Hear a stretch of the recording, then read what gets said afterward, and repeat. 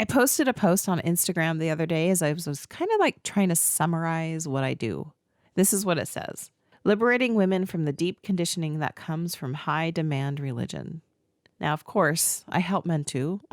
Most of my clients are women, but I do have several men that I also coach. It's so important to me to help you liberate yourself, find your own autonomy from all the conditioning that comes from your high demand religion.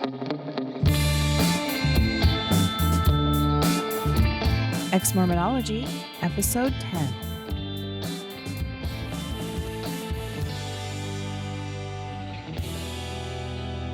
I'm Amy Logan, the host of Exmormonology podcast. So glad you guys are here for another week. I'm actually really excited about what we're going to dive into. I've had this idea brewing for a while, so today's the day.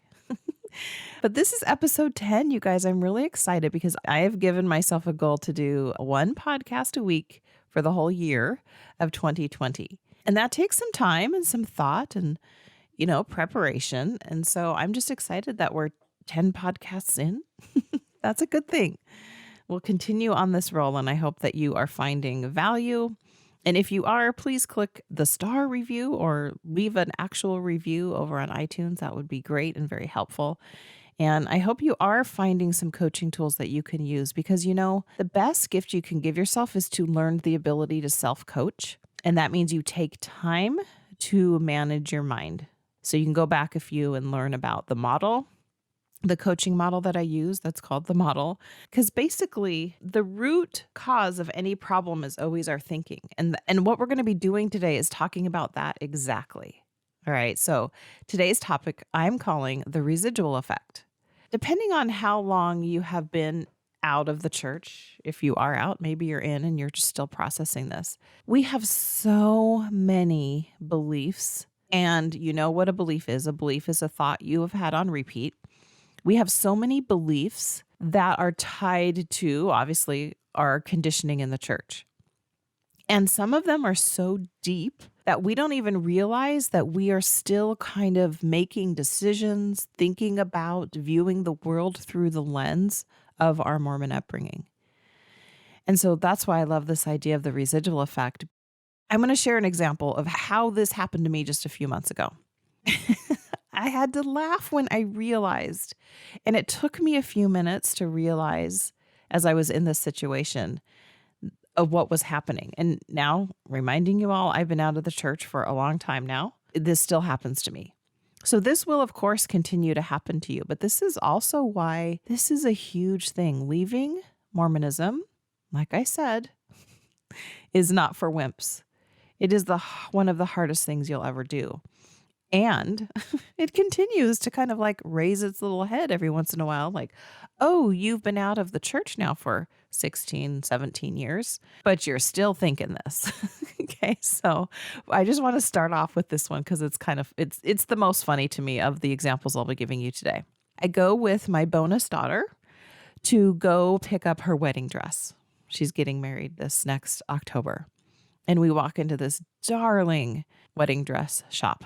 Beautiful dresses in this big, huge open room, right? And it has just picture a beautiful wedding dress store that has the beautiful little riser in the middle of the store where the bride can stand on with the mirrors around it and just like racks and racks of wedding dresses. So while she was getting the wedding dress on, I was walking around the store and I'm looking at all the pretty dresses and just admiring them. They're gorgeous. And then I found my brain going, I wonder where all the modest dresses are. You guys, I literally had that thought.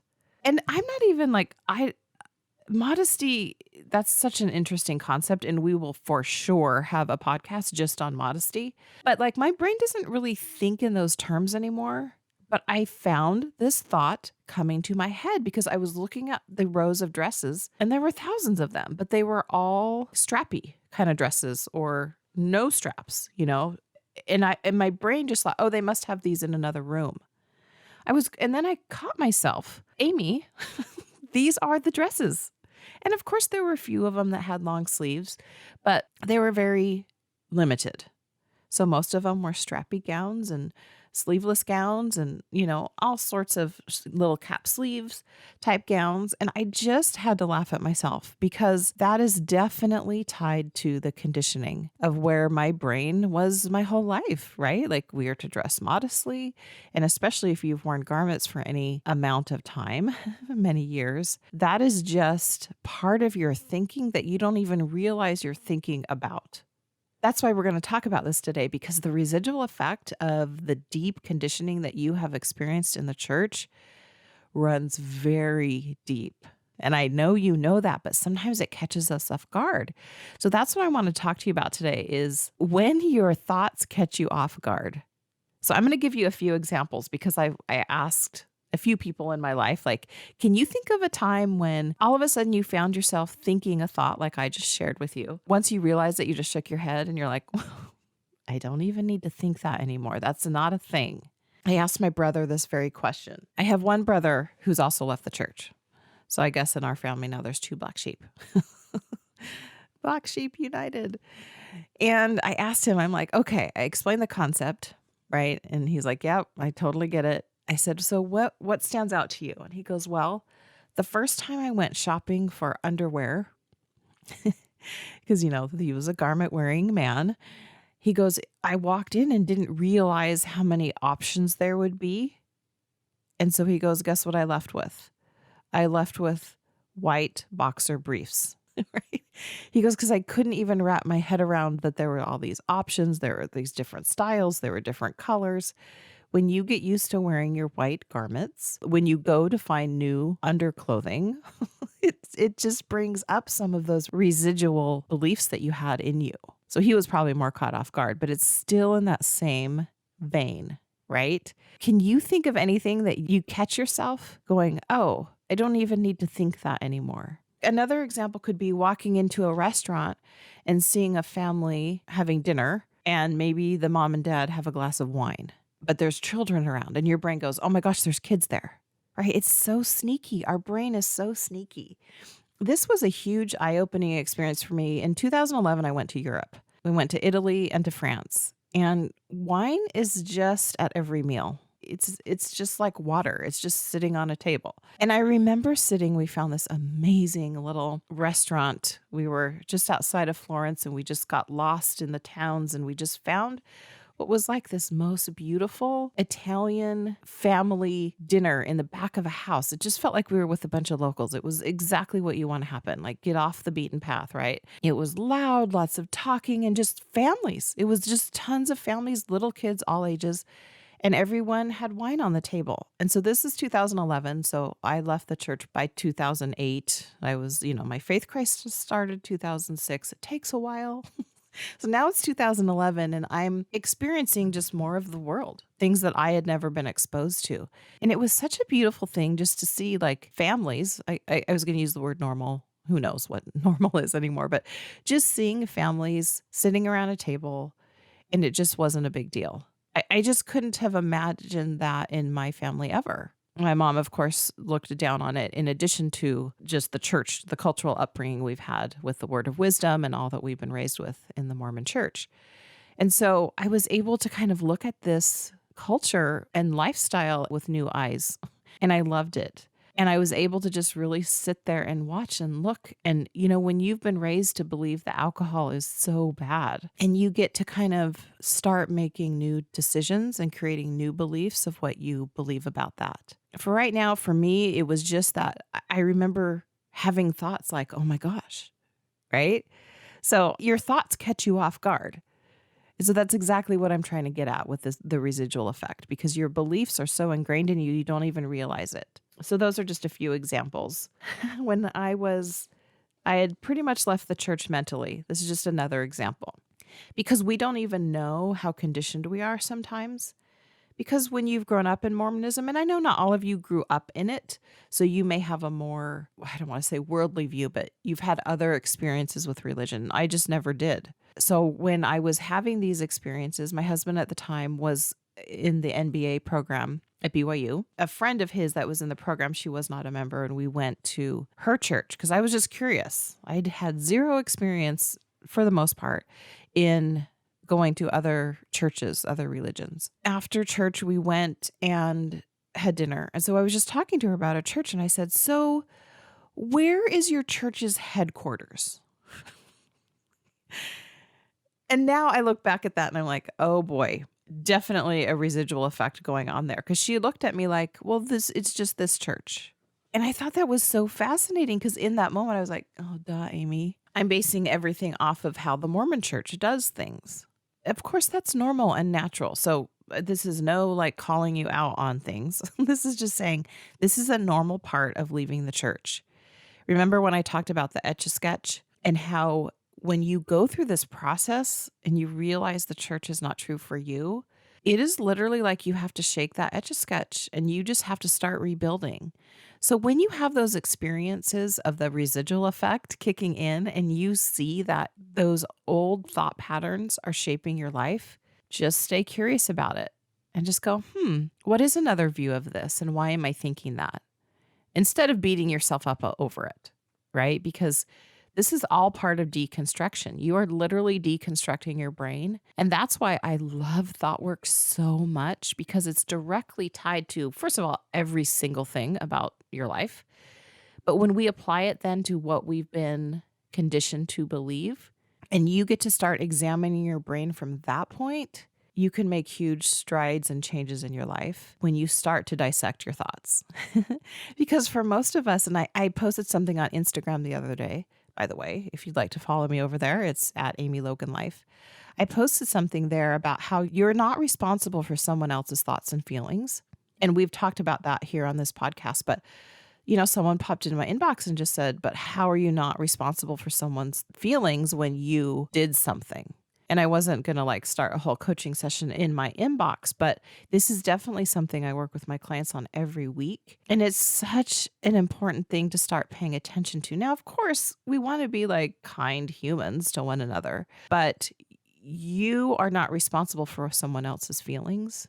And that can get tricky. And there's probably a lot of you going, but. But just really, the reason you're not is you can take any circumstance. And if two people are going to have two completely different sets of feelings around those topics, you can see that you're not responsible for either of them. And we can continue to break it down. Go back and listen to some of my previous podcasts where I do break it down even more. We all have so many thoughts and feelings that go through our mind and that we feel physically in our bodies every day that we're just not responsible for. Think how powerful we would be if we could just control everyone by our thoughts and feelings, right? If we say words to make someone feel a certain way, right? There's manipulation, narcissism comes into, we can just go down that road. That's just not possible. You are 100% responsible for your own thoughts and feelings. When you start realizing that that's true for you, which is true for all of us, you feel more empowered, right? And that's the whole point. We talked about that last week a bit. But I really want to just kind of let this idea of the residual effect settle in, because it's a really important process on your deconstruction. Like I said, you won't even know it's happening, and then all of a sudden it's happening. I wanted to share something that was really quite eye-opening to me. It was probably a few years out. I was having a really hard time. I was just about ready to leave my marriage. And that meant, we have children, and it just brings up a lot of things. And I remember at the time not knowing where I wanted to land, feeling very scared about my own journey and what I was experiencing, but then having a lot of guilt. This is also tied to residual effect. A lot of guilt around the harm I was going to be causing my children if I were to get a divorce. Now, divorce culturally is something that people still look down on across the board, probably. But when you tie your residual beliefs of what it is to be a mother, what it is to be a wife, and all that you've been taught within the church, it adds a whole other layer and fear that are tied to those old beliefs. All right. So when you're, as a woman, you're taught that your greatest calling in life is to be a mother, and you're struggling with anything in your life. You as a woman are not allowed to have your own human experience because you have to do it perfectly. And I know many people will say, well, that's just the Mormon culture to do it perfectly. That's not really required of you. Okay, I'm rolling my eyes over here. We know, you and I know that there is pressure to do it perfectly. And so when you go through something so emotionally exhausting that is a faith crisis, you have so much guilt and fear and shame tied into just what you're experiencing personally, much less your family. So I was having this walk along the beach with one of my dear friends. I was telling her that I just need to keep my mouth shut and not share with my kids. Now, they were younger. My kids were probably about 10 and 12, and not share with them what I was going through. Now, of course, there's age appropriate and all of that. But she said something to me that forever changed my thinking around this. She says, "Why do you think it would not be good for your kids to hear what you're going through as far as religion's concerned? And, your spiritual journey and what you're experiencing." And my residual belief was that I'm going to mess them up. I'm getting a little teary over here because that belief was so painful. That thought, okay, so taking it back to the thought model that I walk you guys through, that thought that I'm going to mess my children up if I leave the church, even though I didn't believe the church to be true, was causing me to feel guilt and shame. So then, my action around that was just to keep my mouth shut, let my husband toe the line with the church. And my result was that I was actually having not as a close relationship with my kids as I wanted, right? Because I thought, I'm the one going through this problem. I'm the one that has to pull back. I'm the one that has to keep my mouth shut because I agreed to this, religion, well, before I knew I had a choice in the matter. And so when you think about the fear and the shame and the guilt that you experience tied to your residual beliefs, that's why I'm talking to you about this today, because when you realize that, you can start to separate those thought patterns from your current new emerging thought patterns and beliefs. You might not even really know what to call a belief, but you're processing so much stuff. And to stop speaking to the ones you love, especially if you're a mother or father and have children that you're trying to raise, so many people feel like, if you're like me, well, I better just keep my mouth shut because I don't really know what I believe. Well, what if the whole point is that we are just experiencing life and figuring it out all together? And there's not one way. There's lots of ways to do life. And so that conversation I had with my friend just helped me kind of put that into perspective all those years ago, that what I was going through was important, not only for me and my development as a woman here on this planet at this time, but also realizing that I can still teach my children amazing things, even though I was stepping away from what we agreed on as a core principles to teach our children. I guess I tell you some funny stories about residual effect, but, then leading into some of these deeper stories around residual effect because we don't even know it. And so your emotions are flip-flopping all over the place because you have all these thoughts and feelings that are confusing. That's some cognitive dissonance going on there. Your brain is trying to go, but I have to be this perfect mother over here and raise my kids with what I've been taught. But I don't believe those things anymore, so therefore it must be me. And therefore, I must keep my mouth shut. You guys, this life, you only get one. Here we are trying to figure it out. I guess what I want you to take away from this particular episode is I want you to start paying attention to what you're fearful of. And sometimes we don't look at our thoughts that way, but what are you thinking that creates fear in your life? And when you can break it down like that, first of all, it does a couple things. You are able to kind of pull yourself away just a little bit and start looking at your brain like you just opened up your brain and now you're looking in at it instead of being stuck in the middle where you feel very confused. So what I want you to do is I want you to think, what am I most fearful of right now?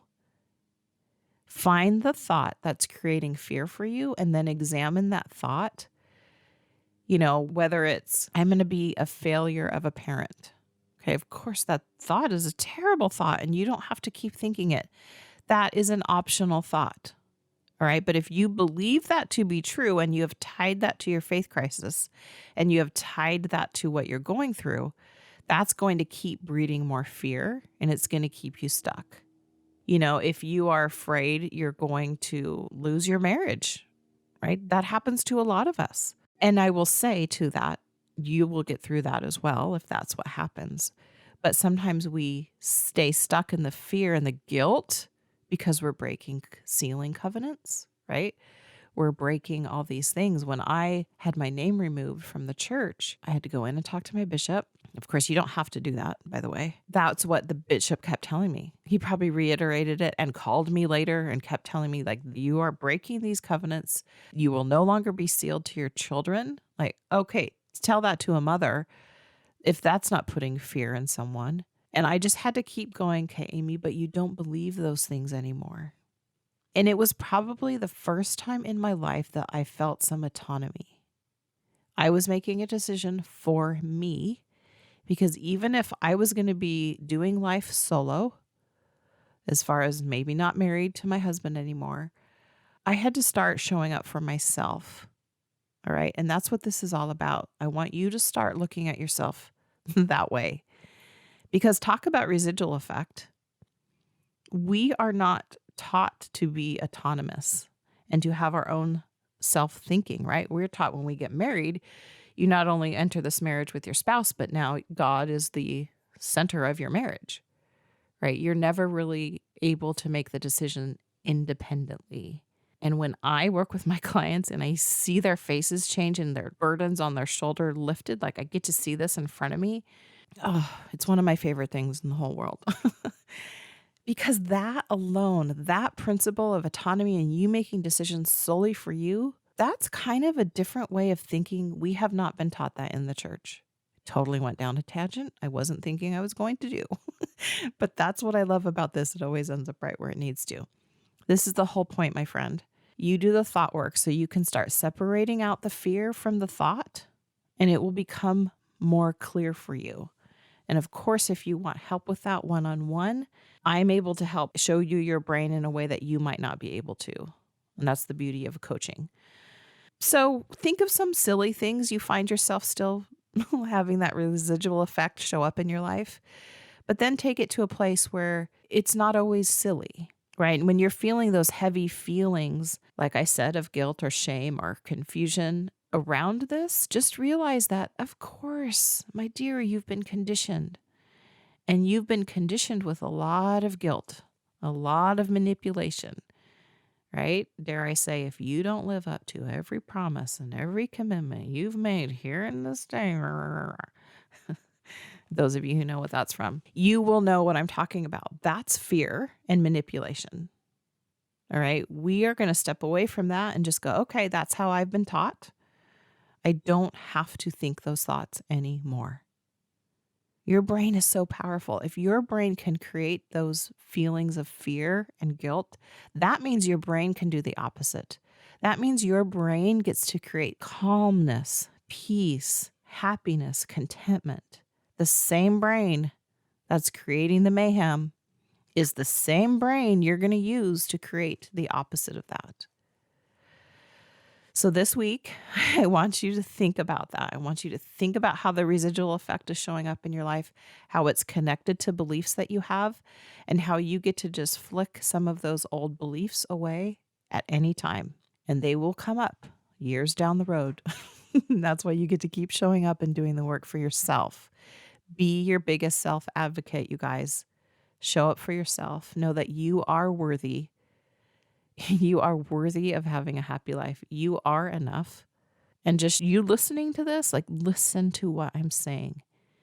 Your brain is so powerful. You get to create what you want and how you want to feel about yourself.